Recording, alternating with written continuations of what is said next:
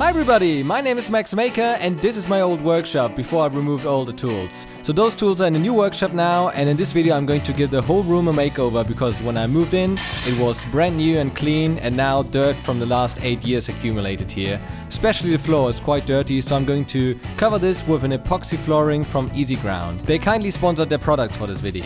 So first of all, I need to clean everything, and I'm going to use this pressure washer for this. And I really don't like this design because it falls over all the time, because it's so top heavy. I don't know why they build this way. It's really not a good design. So I pressure washed all the walls, and you don't believe how much dirt came out of there. That's mostly sawdust and maybe a little bit of grinding dust. The pressure washer got rid of a lot of the dirt, but not quite everything.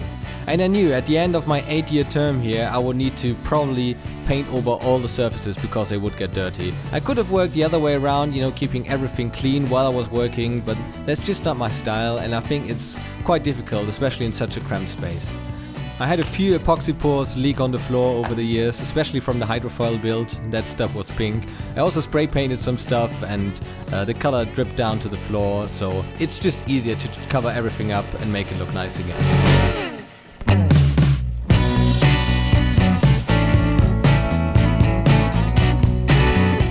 I think that already looks much better. It's amazing what a little bit of paint can do to a room. So now there's only the ground left to paint. And this is where Easyground comes in. They sent me this kit with all the stuff that I need. They have the brushes, the rollers, the colored chips, and some safety glasses. And the amazing thing about this stuff is that it's water-based. It's a 2-component epoxy, but somehow it's water-based. I don't know about this, I'm not a chemist. My girlfriend is, but she wouldn't explain. So the epoxy is really well packaged. Everything comes in 2 seals. So this is the bag with the hardener, and you mix this into the big bucket with the base material. And this looks brown right now, but you see soon it is actually gray underneath, and that's the color of the paint at the end. As with any epoxy, it's really important to get the ratio of the 2 components right, so you have to use every single drop of the bag, and then you mix it together really well with a cordless drill. Mix until you think it's enough, and then mix some more. And for the first coat you can mix this with water to thin it down a little bit.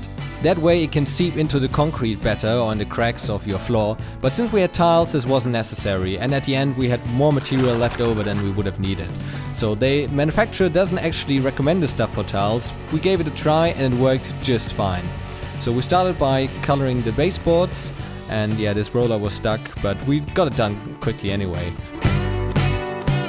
And one thing we noticed straight away was that this stuff is really sticky. It sticks really well to all surfaces and it covers everything very nicely. And this is just the first coat. And now comes the most enjoyable part, which is coloring the floor.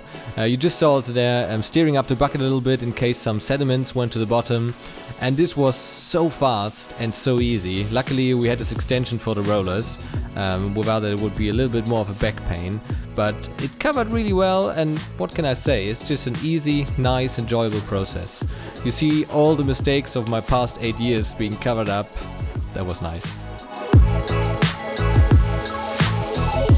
So after this first layer we threw away the rollers, even though we could have washed them out because this stuff is water soluble. If you spill anything you just dilute it with soapy water and then brush it away. That was really nice because otherwise we would have had to paint all the driveway too. We let the first layer cure for about 12 hours, and in the morning we returned and the floor looked really nice. It was a little bit shiny and the texture was a little bit rubbery. And that's just what you need for good adherence of the second layer. So in our case we used 2 layers in total, 1 for the primer and then 1 for the final. But you could also do this in 3 layers and add some sand after the second layer. So that stuff makes everything rough like sandpaper, so it's anti-slip. We didn't need that, so we just did 2 layers and it was really good at the end. So again I started covering all the baseboards and then I moved on to the floor.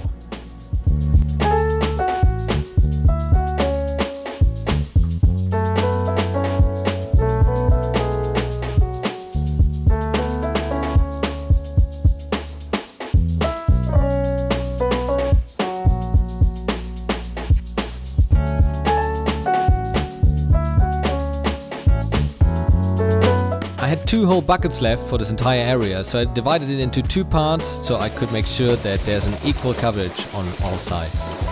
And you often heard me say in my videos that I love the painting part. and this was really fun, I can tell you. This stuff covers so well and it's so easy to apply. It was really a joy to work with.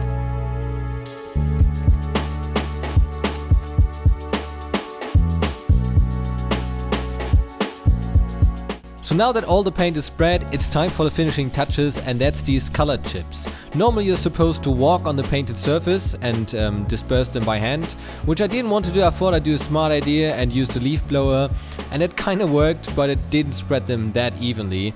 I had far more chips at the front than I had at the back. That's okay for me because it's just a garage and it doesn't have to be perfect, but if you want to do it perfect, just walk over the paint, and then while you walk backwards towards the entrance, cover your marks with the brushes to even them out. And I returned 2 days later to check it out, and I'm really pleased with the result. The floor is really hard, it looks really nice. The colored chips, here you see the difference. At the front I had far more, but they give the whole floor a little bit of a texture, you know, it's a little bit rougher, doesn't feel as slippery anymore. And the floor is definitely nice and hard, even though it's water-based. I couldn't tell the difference from a normal epoxy. And the last thing I had to do was paint this old workbench of mine and then hang it up on the wall. Overall, I'm really happy with this project. It was a lot of fun. It turned out great. This floor is really hard and solid and it looks nice. That's the most important part. And it's functional, you know, it's an epoxy flooring, so that's the best stuff you can have for your workshop, I guess. And if you do it yourself, it's also not that expensive. The material for this workshop costs about 250 euros if you buy it from Easyground. So thanks for watching, guys. Please like, subscribe and share this video with your friends. My name is Max Maker and I make all kinds of stuff. Good stuff. Oh, and if you need some of this paint, you get it at easyground.de.